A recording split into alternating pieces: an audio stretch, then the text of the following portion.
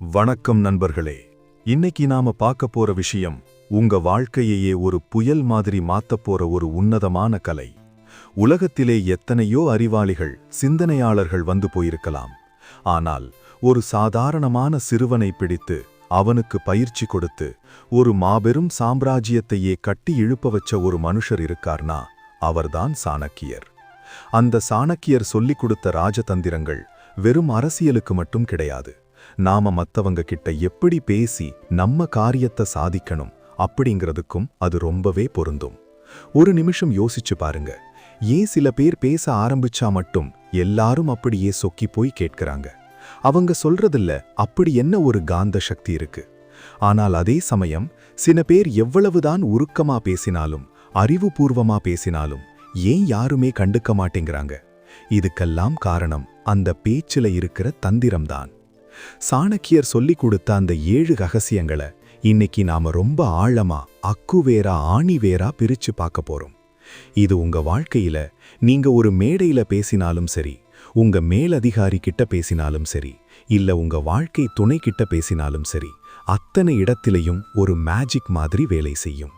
என் அன்பு இளைஞனே, நன்றாக கேள். இந்த உலகம் வலிமையானவர்களை மட்டுமே நினைவில் வைத்துக் கொள்ளும். நீ ஒரு சாதாரண ஆளாக பிறந்தது உன் தவறல்ல. ஆனால் நீ ஒரு சாதாரண ஆளாகவே இருந்து மடிந்து போனால் அது உன்னுடைய மிகப்பெரிய தவறு. ஒரு மாபெரும் சாம்ராஜ்யத்தையே நான் உருவாக்கினேன் என்றால் அதற்கு நான் பயன்படுத்திய முதல் ஆயுதம் கத்தி அல்ல, என்னுடைய நாக்கு. அந்த நாக்கின் வலிமையை உனக்கு தர வந்திருக்கிறேன். இன்று நீ சந்திக்கும் ஒவ்வொரு மனிதனும் உன்னை வீழ்த்த காத்திருக்கும் ஒரு எதிரிதான். அவர்கள் கையில் ஆயுதம் இல்லாமல் இருக்கலாம், ஆனால் அவர்களின் வார்த்தைகள் உன்னை வீழ்த்தும் விஷம் கொண்டவை. அந்த விஷத்தை முறியடித்து நீ தலை நிமிர்ந்து நிற்க வேண்டுமென்றால் நான் சொல்லும் இந்த வித்தைகள் உனக்கு அத்துப்படியாக வேண்டும். இது வெறும் பேச்சு கலை அல்ல, இது ஒரு போர் முறை. பலர் நினைக்கிறார்கள் வாழ்க்கை என்பது விதிப்படியே நடக்கும் என்று. முட்டாள்கள்தான் விதியை நம்புவார்கள். புத்திசாலிகள் அந்த விதியையே தங்கள் பேச்சாற்றலால் மாற்றி எழுதுவார்கள். உன்னுடைய குரல் இனிமேல் சாதாரண ஒலியாக இருக்கக்கூடாது, அது அதிகாரத்தின் அடையாளமாக மாற வேண்டும். நீ வாயை திறந்தால் எதிரே இருப்பவன் சிந்திக்க வேண்டும், பயப்பட வேண்டும், அல்லது உன்னை ரசிக்க வேண்டும். இப்போது நான் உனக்கு கொடுக்கப் போகும் இந்த 7 ஆயுதங்களும் உன் வாழ்க்கை போர்க்களத்தில் உன்னை ஒரு அரசனாக மாற்றப் போகின்றன. இவை ஒவ்வொன்றும் நெருப்புக்கு சமம். இதை சரியாக பயன்படுத்தினால் உலகம் உன் காலடியில். தவறாக பயன்படுத்தினால் அது உன்னையே அழித்துவிடும். கவனமாக கேள். விதி 1. மௌனம், சைலன்ஸ். முதல்ல நாம புரிஞ்சுக்க வேண்டிய விஷயம் என்னன்னா, மௌனம் அப்படிங்கிறது ஒரு பலவீனம் கிடையாது. பல பேர் நினைக்கிறாங்க அதிகமா பேசினாதான் நம்மளோட ஆளுமை மத்தவங்களுக்கு தெரியும்னு. ஆனா சாணக்கியர் சொல்றாரு, உங்க வாயை துறக்கிறதுக்கு முன்னாடி ஒரு விஷயம் யோசிங்க. நீங்க பேச போற அந்த வார்த்தை அமைதியை விட ரொம்ப அழகா இருக்குமா?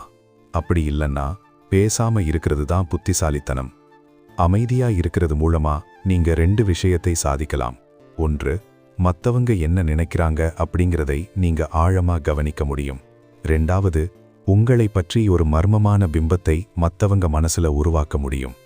ஒரு மனுஷன் எப்போ அதிகமா பேசுறானோ அப்போ அவன் தன்னோட ரகசியங்களையும் பலவீனங்களையும் மத்தவங்க கிட்ட தாரவார்த்துட்டு இருக்கான்னு அர்த்தம்.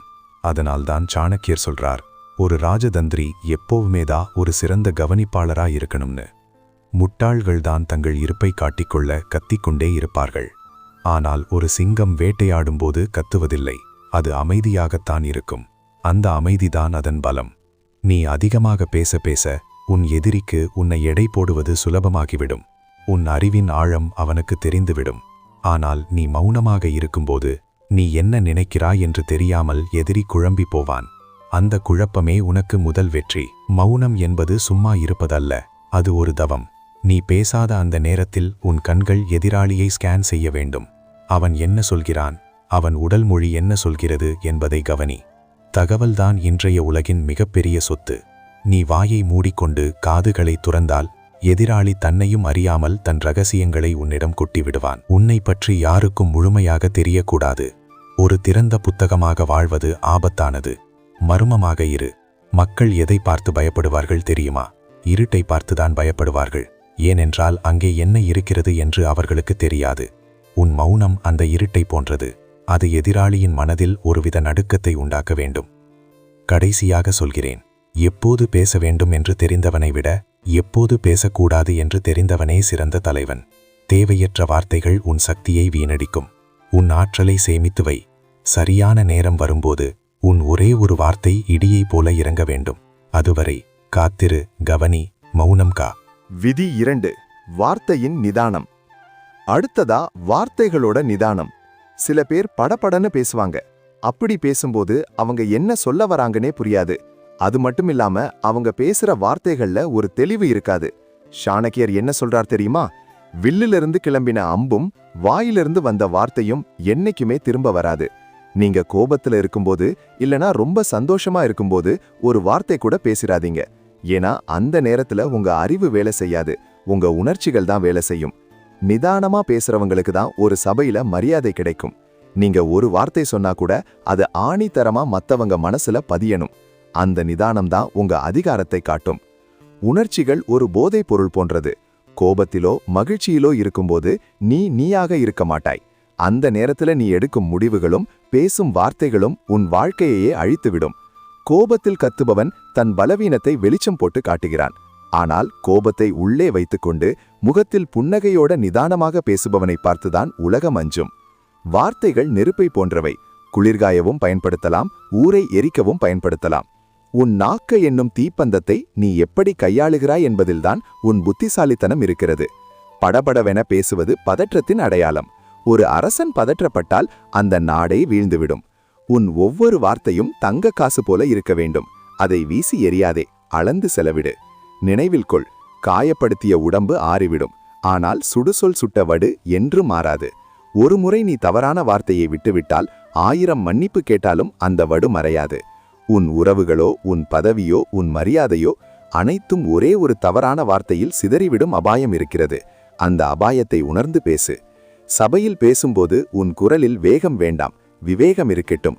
வேகமாக பேசுபவன் தன் பொய்மையை மறைக்க முயல்கிறான் என்ற அர்த்தம். மெதுவாக, தெளிவாக, அழுத்தமாக பேசுபவனே உண்மையை சுமந்து நிற்கிறான். உன் வார்த்தைகள் ஒவ்வொன்றும் ஒரு சம்மட்டி அடி போல கேட்பவர் மனதில் ஆழமாக பதிய வேண்டும். அதுதான் ஆண்மை. விதி 3. இடமறிதல், கண்டெக்ஸ்ட். 3வது தந்திரம் ரொம்பவே சுவாரஸ்யமானது. அதுதான் இடத்தை அறிந்து பேசுறது. நீங்க ஒரு விஷயத்த பேச போறீங்கன்னா அந்த சூழ்நிலை அதுக்கு ஏத்த மாதிரி இருக்கான்னு முதல்ல பாருங்க. முன்னாடி இருக்கிறவங்க மனநிலை எப்படி இருக்கு, அவங்க உங்க பேச்ச கேட்க தயாரா இருக்கிறாங்களா? இதையெல்லாம் கவனிக்காம நீங்க பாட்டுக்கு பேசிட்டே இருந்தா அது செவிடன் கிட்ட சங்கோதர மாதிரி தான் இருக்கும். சாணக்கியர் ஒரு உதாரணம் சொல்லுவாரு. ஒரு வேடன் பறவைய பிடிக்கிறதுக்கு முன்னாடி எப்படி தந்திரமா அமைதியா இருந்து சரியான நேரத்துல வலை விரிக்கிறானோ அதே மாதிரி நீங்களும் உங்க கருத்துக்களை சொல்ல வேண்டிய நேரத்துல மட்டும் சொல்லணும். தகுதியற்ற இடத்துல நீங்க பேசுற தகுதியான பேச்சு கூட குப்பைக்கு தான் போகும். வைரம் விலைமதிப்பற்றதுதான்.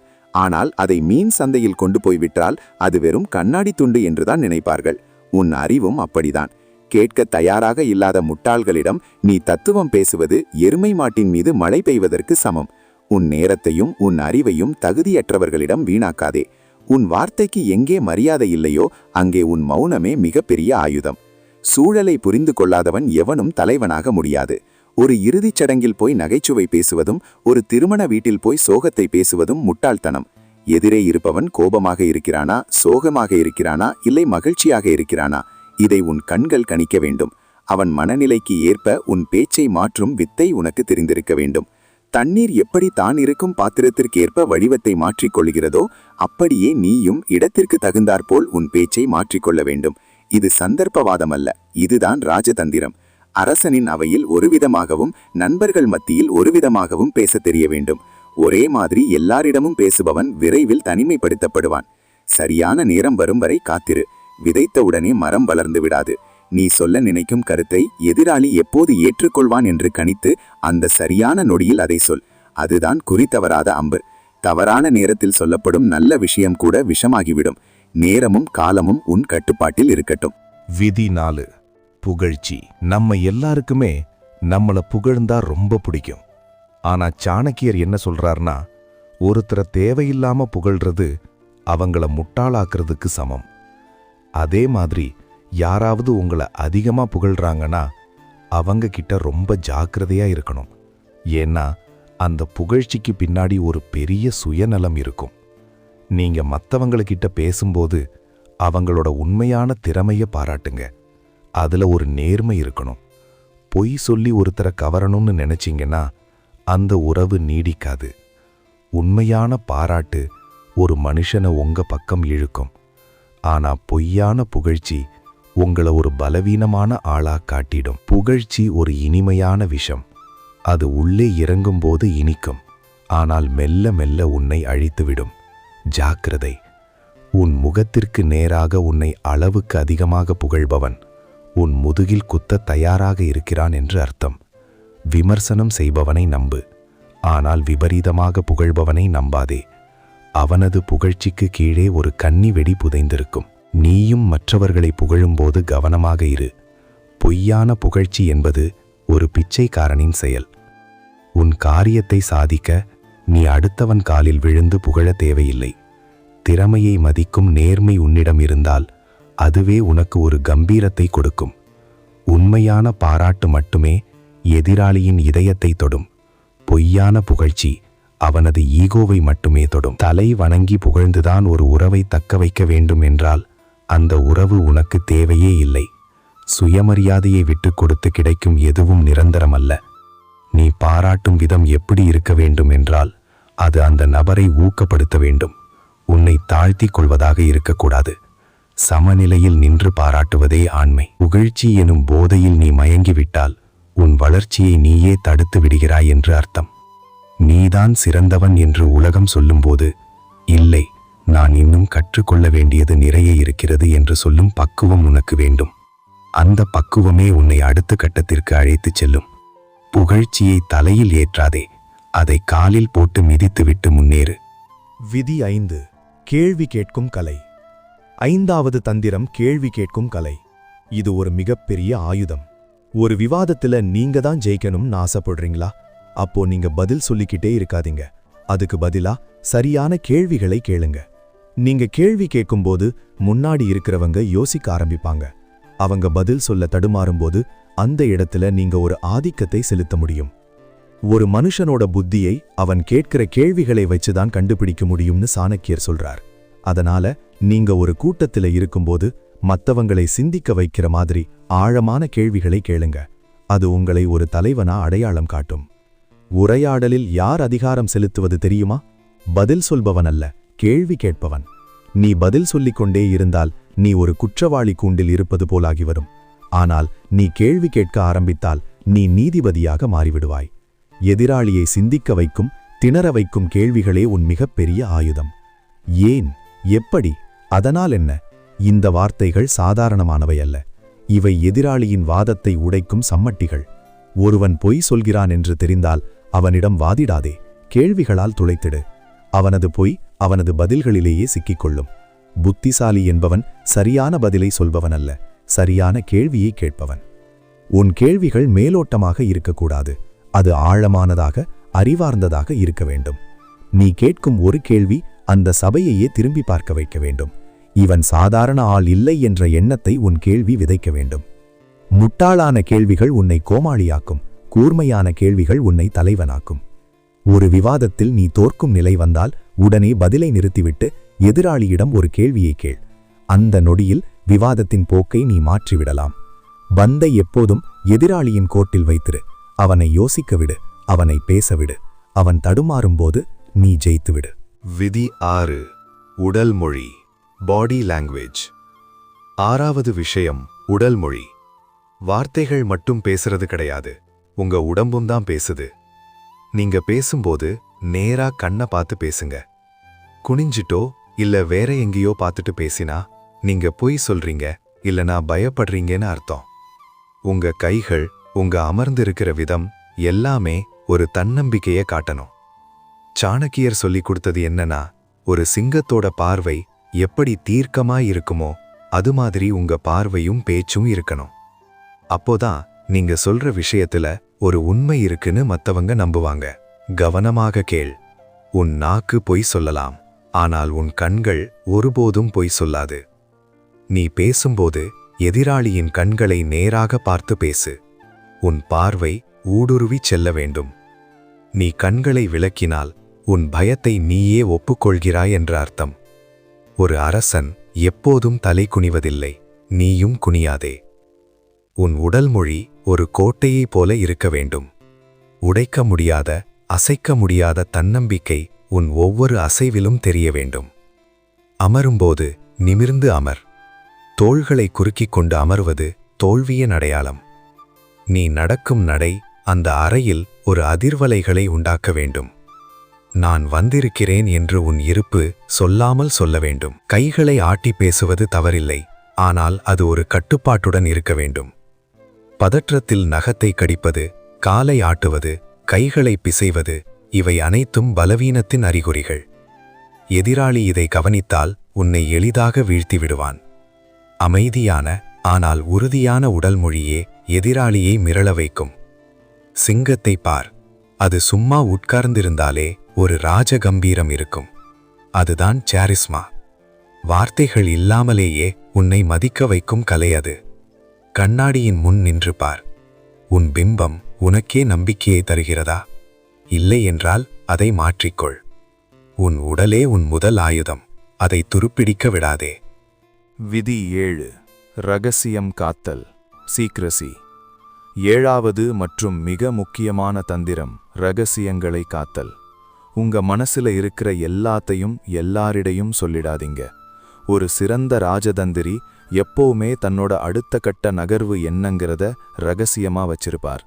பேசும்போது ரொம்ப சுவாரஸ்யமா பேசுங்க, ஆனா உங்க வாழ்க்கையோட முக்கியமான முடிவுகளையோ இல்ல உங்களோட பலவீனங்களையோ பொதுவெளியில பேசாதீங்க. ஒரு மனுஷனோட ரகசியம் அவன் கிட்ட இருக்கிற வரைக்கும் தான் அவன் ராஜா. அது வெளியே போயிட்டா அவன் அடிமையாயிடுவான். அதனால பேசுறதுல ஒரு எல்லையை வச்சுக்கோங்க. இறுதியாக, இதுதான் உன் உயிர் கவசம்.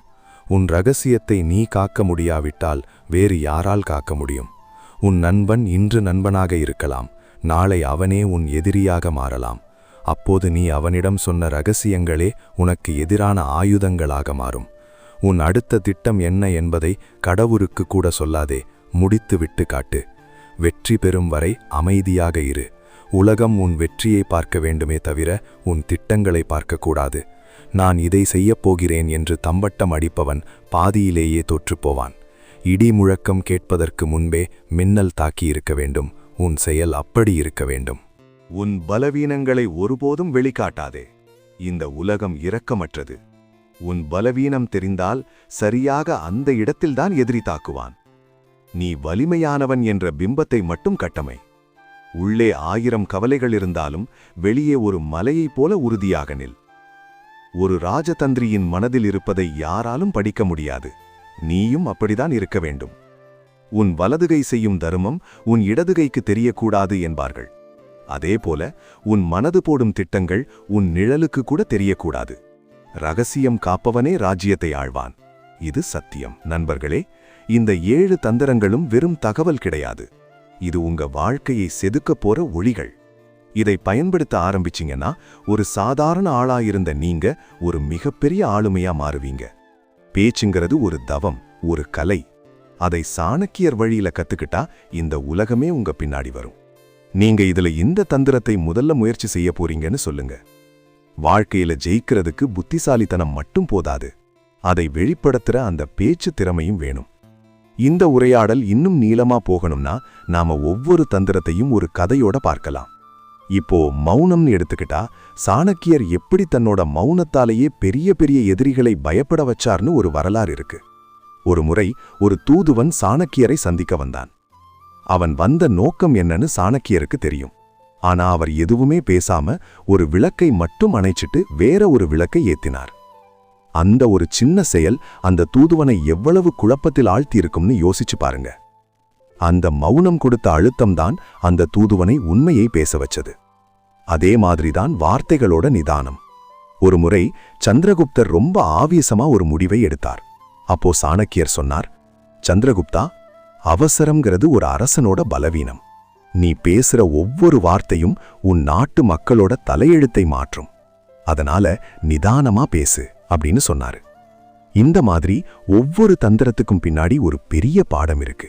நீங்க உங்க வாழ்க்கையில இதை எப்போ செயல்படுத்த போறீங்க?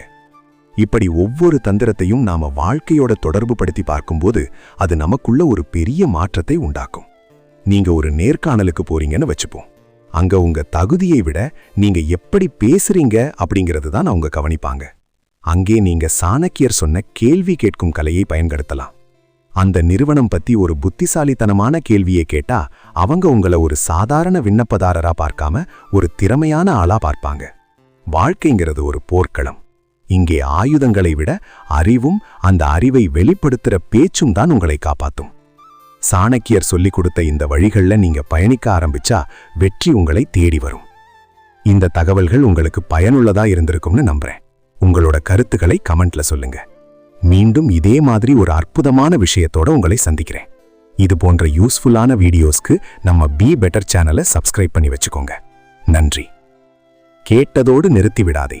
அறிவு என்பது சுமை, அதை செயல்படுத்தும் போதுதான் அது சக்தியாக மாறுகிறது.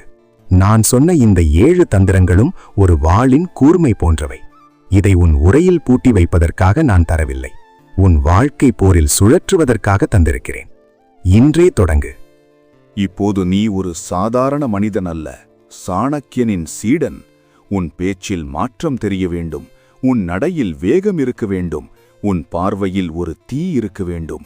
உன்னை சுற்றி இருப்பவர்கள் இவனுக்கு என்ன ஆயிற்று, இவன் எப்படி இப்படி மாறினான் என்று வியந்து பார்க்க வேண்டும். அந்த மாற்றம்தான் உன் முதல் வெற்றி.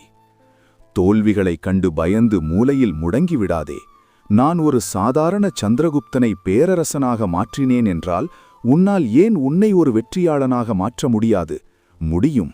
உன் நாக்கை உன் கட்டுப்பாட்டில் வை, உன் மனதை உன் இலக்கில் வை. இந்த உலகம் உன் காலடியில் மண்டியிடும் நாள் வெகு தொலைவில் இல்லை. எழுந்து வா, உன் கதையை நீயே எழுது. அது ஒரு சாதாரண கதையாக இருக்கக்கூடாது, சரித்திரமாக இருக்க வேண்டும். உன் ஒவ்வொரு சொல்லும் ஒரு மந்திரமாகட்டும். வெற்றி உனதே. போய் ஜெயித்து வா மகனே. ஜெய் ஹிந்த்.